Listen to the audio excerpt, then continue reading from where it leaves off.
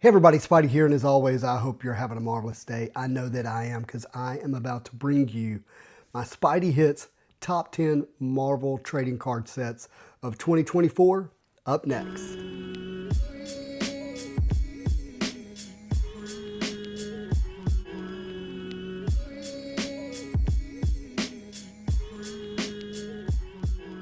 All right, guys, what is so crazy about the year of 2024 is it was the end of an incredible era, as far as we can tell, from Upper Deck, and the beginning of a new era for Fanatics/Topps trading cards. And 2024 brought us over 30 new releases from Upper Deck for Marvel trading cards. And we have to distill that down today to a top 10 list, which we're going to do. But when you think about this past year, you may not even realize all the different trading card sets that were released. I mean, just in the last month and a half alone of 2024, 10 total new releases, including 3 in the last week of 2024. And there's one that sneaked out in 2025. It's not even on this list. Just incredible what Upper Deck was able to do in the last year that they had the license. Amazing. But we got to distill that down to a top 10, so let's get to it. Coming in at number 10 is none other than a real surprise, Flair Ultra Midnight Suns. Flair Ultra Midnight Suns came out in January of 2024, and it was a sleeper of a pre-order going into January. But once this product hit, it had this really dark vibe, this macabre area of Marvel trading cards that really has a great fan base. But on top of that, it had great inserts like jambalayas and medallions that had nice art on it. Had some inserts that were not as popular, but again, the art was really captivating. Flair Ultra Midnight Suns introduced us to new artists we had yet to see in Marvel trading cards, like Andre Meister.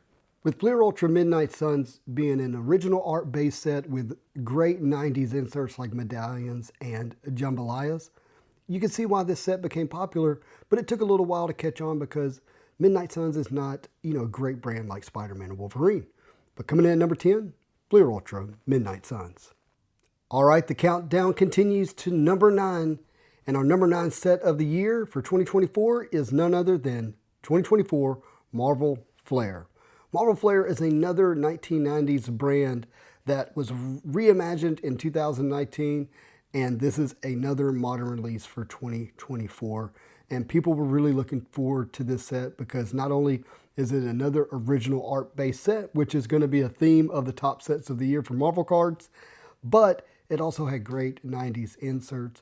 But it also included great artists like Ben Brady, Brianna Mora, Ty Rosema, and many others who did great art for the original art-based set. I have to say, 2024 Marvel Flair was a beautiful set that was well designed with great artists. Now, one of the things that's unique about the modern Flair sets is it does tend to give you some of the more obscure characters in the base set checklist. And this one certainly did that. But overall, this was a fun set that was not in that high-end price range like you see with Masterpieces, and is certainly worthy of the number 9 spot. But one of the other things that really put Flair on this list was also the e-pack achievements that it had as well, and people seem to really enjoy those. So coming in at number 9 is 2024 Marvel Flair.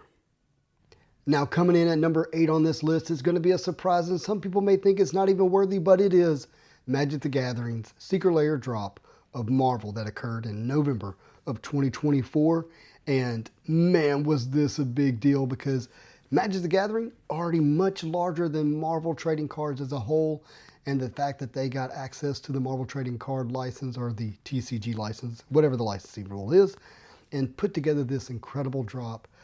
It created quite the stir. In fact, it shut down the Secret Lair website when this hit because this art is a big deal. The characters that are in this drop, they're a big deal. Like this Wolverine here, the original art painting for this sold for $50,000 in a private Facebook group. So people were really excited about it. But like I said, the online website completely crashed, sold out very quickly. and these cards already had started popping up on the secondary market at pretty, crazy prices relative to the original pre-order, and that's died down some as it happens with these type of things. But to see our favorite Marvel characters beautifully drawn in original art on a Magic the Gathering cardstock is really pretty cool, and definitely made it worthy of the number 8 spot in 2024. I'm probably going to overuse the word surprise for the 2024 top sets, and number 7 will create that because it was a surprise, and that is Marvel Masterpieces 1992 Platinum, where Upper Deck reimagined or remade the most iconic Marvel Masterpieces set, 1992 Marvel Masterpieces by none other than Joe Jusko.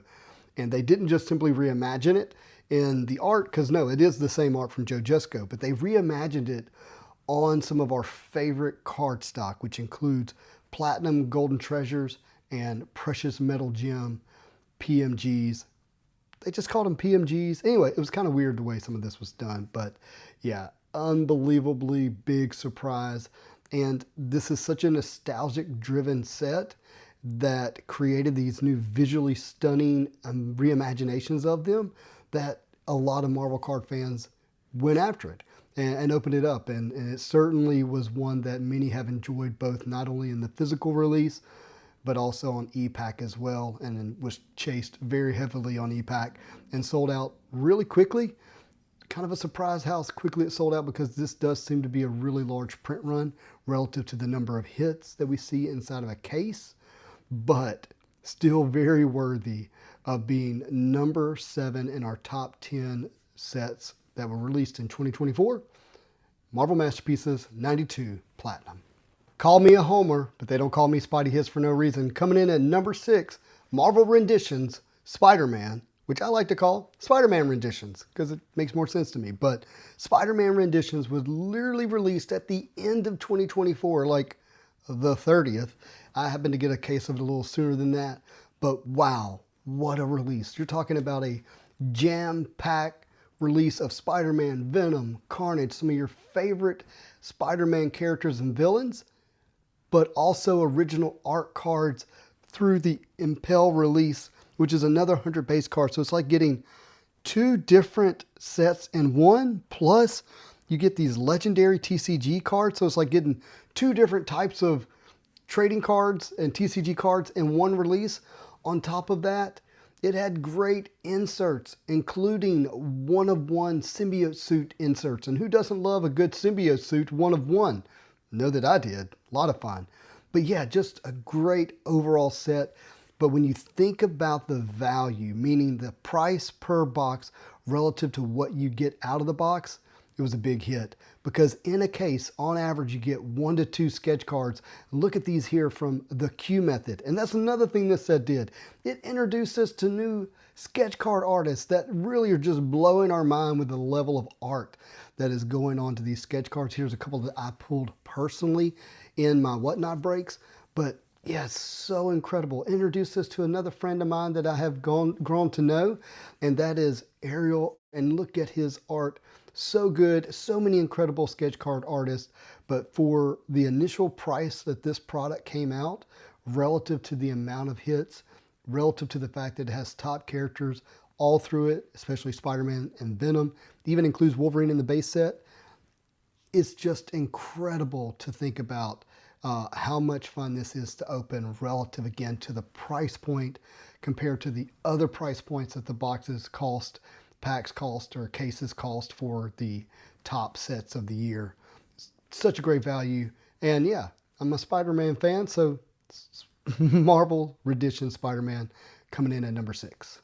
Here's that word surprise again, because surprise, number 5 is none other than Marvel Masterpieces presents Nahuel Grego, a set that we didn't expect from an artist we did not expect, but we have certainly grown to enjoy. And that is why it warrants no less than the top 5. I know some people may say, hey, this should be even higher in the list, because anytime you have an original art Marvel Masterpieces set released, generally that's going to be your number 1 set of the year. But there are a few things that hold this set back, and it's not the art. Let me first say, Nahuel did an amazing job with the amount of time that he was allotted and the direction that he was given from Upper Deck. In fact, he exceeded what I think most artists would have been able to do given those conditions and requirements, because the art in this is very action-packed, super dynamic. Something is happening in every single piece of art. There is movement, there is action, there is energy that is occurring. But unfortunately, and the reason why this set is not any higher on my list is because the checklist is weak relative to what we have grown to expect from Marvel Masterpieces, particularly with what you would call the Tier 4 character. But another thing that keeps this set from being higher on the top 10 sets of the year list is the inserts. We are so used to Marvel Masterpieces having either one sketch per box or 4 sketches per case, meaning 1 in every 4 boxes, but a good amount of sketch card opportunities. And this one only has sketches from Nahuel, and there's only 25 of them, and that is way too few when you're looking at what sketch cards mean to Marvel trading card collectors in the modern era, and the price point of this product being over $400 to $500 per box. There's got to be sketch cards. There was also the missing Battle Spectrum gems, which harken all the way back to 1992 and is such an insert that is beloved but is missing from this set. On top of that, there was some reuse of original art from Nahuel as well on some of the inserts and cards. And once you put all that together, Nahuel's art and the brand of Masterpieces definitely gets it into a top 5 set of the year when there was over 30 releases, but in my mind doesn't get us all the way to the number 1 spot, which is where you would traditionally see a Marvel Masterpieces set. Nahuel, great job. Marvel Masterpieces presents Nahuel Grego, coming in at number 5 in our top 10 sets of the year. Coming in at number 4 is no surprise that it was a top release, but that is Flair Ultra Wolverine. Wolverine is easily one of the most popular characters right now and is oftentimes seen outselling Spider-Man in the recent era. But this is one of the few times where Upper Deck got the timing correct. This set was released July 3rd of 2024, and the hype around Wolverine and Deadpool was certainly at a peak, and the community reacted very strongly to that hype and to this release. And this set did really well, not only just from an enjoyment standpoint, a collectability standpoint, a physical release standpoint, some resale numbers, a hit on live selling platforms, and to this day, Flair Ultra Wolverine continues to be the most viewed video on the Spidey Hits YouTube channel with over 50,000 views. Other elements that led to the popularity of Flair Ultra Wolverine is the fact that, again, it's an original art-based set, which is true with Flair Ultra being one of our top brands, but also the fact that Deadpool is not in a lot of the other releases in 2024. There appears to be some kind of restrictions with licensing of that character, probably relative to the movie, but he was able to be in Flair Ultra Wolverine. Again, around the hype of the movie certainly did not hurt the popularity of Flair Ultra Wolverine. Coming in at number 4, Flair Ultra Wolverine. Coming in at number 3 is a set that I think historically might end up being number 1, and that is Marvel Metal Avengers, or Marvel Metal Universe Avengers. Yeah, Upper Deck in their names. But yes, this is a metal product, and metal is important. It's historical. It goes back to 1995 for Marvel cards, and in the mid-90s for other trading card sets, and it includes those very sought after and highly collected precious metal gems. But this set, that's not the reason this set is in number 3. It's in number 3 because it has all the different characters that we love to collect, Spider-Man, Wolverine, all of them, but also the fact that it also includes loaded boxes relative to the number of hits that you'd get in a case. We're talking about a case giving you 10, 11 precious metal gems, on average 1 to 2 green precious metal gems, also including retro precious metal gems with the full foiling that you see here in Blade. This set just really delivered, and the price point actually wasn't that high. In fact, these precious metal gems were coming out so regularly that it devalued them. It devalued them, and I just wonder over time, how people are going to look back and go, well, maybe that actually should have made the boxes more expensive. But, who knows? But it also included gold precious metal gems. These are one of ones that we haven't seen from Upper Deck recently because Upper Deck's been using the Purple FX as their one of one in their metal product, which was a huge miss on Upper Deck's part. But the fact that they gave us full foil retro PMGs, just a great move on Upper Deck's part, in my opinion. Metal Avengers also gave us Platinum Portraits and Purely Periodics, other fan favorites. And this is likely going to be the last Marvel Metal product that we ever get. So how can this not be in the top 3 sets of 2024? All right, my friends, we've made it to number 2. What could possibly be the second best set in 2024 in my personal Spidey Hits opinion? Well, it's going to be none other than Flair Ultra Matriarchs of Marvel. Flair Ultra Matriarchs released in the last weeks of 2024, and how much fun we have had with this set. This is an all-female set with an original art base set from art done by the ladies in the artist industry, and they did an amazing job bringing our favorite female characters in Marvel to life on a trading card. And this box is really well designed in terms of the hits and how often it delivers. There was no e-pack release, so these boxes feel just a little extra juiced relative to the amount of hits that we're used to seeing, say, in Flair Ultra Wolverine. And with amazing art, amazing inserts, beautifully done medallions. Kudos to Upper Deck. It seems like their medallions got better with each release, and it reached that pinnacle of Flair Ultra Matriarchs. Beautiful medallions. Other elements that have made this product a lot of fun to open is the comic cuts, both single panels and the connected cuts, and the sketch cards. The comic cuts appear to come out almost 4 per case, and they're almost all pretty well done in terms of the subject matter, the centering of the panels, and the sketch cards they've all been good with some incredible artists like Liddy Lee as well. So I have to say, in terms of price per box, in terms of the enjoyment that you have opening it, the quality of the inserts, the quality of the art, for me, the number 2 set of the year was none other than Flair Ultra Matriarchs. Now that you know 10 through 2, number 1 probably needs no introduction, but I'll do it anyways because it is Marvel Platinum. The set that no one expected to be the number 1 set of the year is almost unanimously the overall hobbies set of the year. Now, I'm not saying that I know that scientifically. I'm just saying I know that as someone who exists in the hobby on a regular basis. You can tell that the way that people reacted to Marvel Platinum definitely, in my opinion, puts it as the number 1 set of the year. But in a lot of ways, this list is my personal opinion, and therefore just know that my personal opinion is that Marvel Platinum is the set of the year.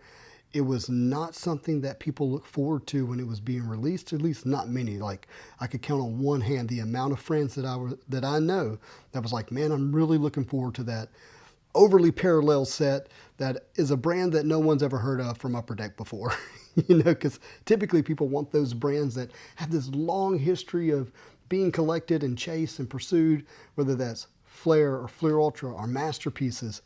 However, Marvel Platinum did not exude that type of reaction. In fact, most people were thinking this is just going to be Vibranium redone, which has kind of a negative connotation to some people because they just don't like it. But once this set released and once it hit, people saw the original art that was included in the base set. They saw the sketch cards that were coming out, like these here from Bill Sienkiewicz, and more on the sketch cards in a little bit, but just look at the amazing original art on sketch cards here. There's magic, by the way. But the thing about these sketch cards is that they were less than 100 in the entire product run, so it made it a big chase. But Marvel Platinum overall really tapped into what I would say is the heart of what makes Marvel one of the best collectibles in the world, and that it had trade ability. There are a number of parallels in this set. You had 100 original art cards, then you had 100 reused art or published art cards, and it allowed people to have a kind of pick your level. that you wanted to trade with a number of parallels. Also, what you're seeing here is these cards grade really well, and so it had this grading impact. They had a blaster release, which, you know, people kind of discarded at first, but then all of a sudden a ton of the top hits in the product started coming out in the blasters, including one-of-ones. And people like me who are able to chase their favorite characters in these rainbows, again, it just kind of brought it all together. It all just worked, from original art, from building sets for characters, building sets at your own level of price point based on the parallels. When it came to the fun surprise amount of value that you were getting in the blaster retail product boxes, it just made for a fun release. The hobby boxes typically gave you 5 or 6 number cards per box. E-Pack, people had a lot of fun with it as well, and it went on for a long time, a lot longer than I would have anticipated, but it also sold out. And the timing, it released in March of 2024. So in terms of being a perception of people's minds for the entire year, for the amount of new collectors it brought into the hobby, for the amount of original art that it had, and original art that can be collected in, from the artists themselves, it just had it all. It had enough elements that really catapulted it into the #1 set of 2024 for Marvel Trading Cards. And kudos to you, Upper Deck. You put it together. It worked. It landed. It did a superhero Spider-Man pose landing. It hit so well. And it is the Spidey Hits #1 Marvel Trading Card set of the year. All right, my friends, that is the Spidey Hits Top 10 Marvel Trading Card Sets of 2024. What did you think of the list? Do you agree with it? What is your top 10 sets of the year? I would really love to know your #1 set of the year. I will be doing a bit of a community poll in the Spidey Hits Discord, of which you can find a link in the description of this video. And I want to hear your top 10, and we'll do a bit of a long form podcast and go through not only my top 10, but a comparison to how the community votes and what you guys all think the top set of 2024 was. What an incredible year. 2024, it reached into all of our pockets many, many times with over 30 releases, but it was a lot of fun, and it's on to the next era of Marvel Trading Cards, to the Topps and Fanatics era, and 2025 Marvel Cards. Stick around to the Spidey Hits channel to see it all unfold. Can't wait to bring it to you. If you like this kind of content, do me a favor and hit that subscribe button so you don't miss another video. If you enjoyed this top 10 video, do me a favor and hit that like button. Again, leave me a comment down below. But as always, I hope you have a marvelous day.